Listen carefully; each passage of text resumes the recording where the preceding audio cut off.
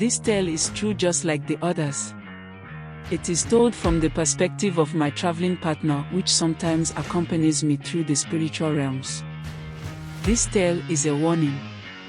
Do not think that your actions here on earth will not be judged, for everything you do on earth that has a negative effect on the spirit of a living thing, the spirit of the earth, and especially the spirit of someone else, will have dire consequences. Let it be known, you will be held accountable. There are occasions when circumstances allow amends to be made, but only Spirit can spare those who committed such acts from the consequences that normally ensue, whether that be spiritual prison, spiritual exile, spiritual annihilation, or spiritual retraining of the harshest degree. Enough of the warning, proceed. On my travels through the spiritual realms, I came upon a mournful wail that sounded from afar. I knew at once what it was, for there is no other sound equal to that of a mother wailing for her child. I found the woman beside her husband inside the lobby of a hospital emergency room.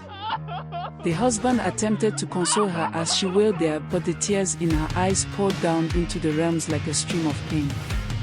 I entered the room in which the child laid. The young boy was on the floor screaming in pain as two doctors laughed to themselves, ignoring the child's death pounds. The child was black and the two physicians were white. They laughed about their weekend adventures and did little to help the child. I stood there in utter disbelief. How could mankind be so cruel? What made them think any such act was excusable? What were they doing? It wasn't until the child stopped breathing that they moved to aid the child, but by that time it was too late. They attempted to resuscitate the child, but he was gone. It wasn't before long that the angel of death appeared. The Grim Reaper itself. It stood there behind the two physicians that attempted to aid the child. The angel of death is tall, standing almost 7 feet in height, wearing a black cloak and holding a long scythe with the famed Reaper's blade in one of its ghostly hands. Its face was ghostly, appearing as a skull with hollow sockets that stared at me. I said to the spirit of death, the angel of death itself, that this is wrong. The child must be saved. The mother wails so. The Grim Reaper responded in a low guttural tone. The child is already dead. I responded, this cannot happen. We must correct this wrong. The Grim Reaper replied again in its guttural tone, as you wish. Do this for me and it will be so. A vision of an offering and sacrifice appeared to me, and the place to place it was noted.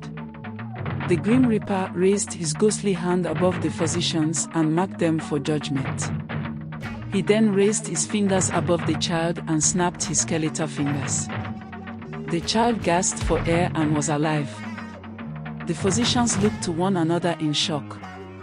They knew the child expired but had now come back to life. They felt a chill of the Grim Reaper in their presence. The Grim Reaper placed its hand upon their shoulders. The punishment from the angel of death was given before it disappeared. The physicians suddenly turned pale as the loss of a portion of their lives had been taken for their deed. The angel of death had gone. The child was alive. So it is. So it shall be. The angel of death can take it and give it life when it deems fit. Let this be a warning to those of your will. Until another tale of the spirit realms is given. The Dragon Oracle has spoken.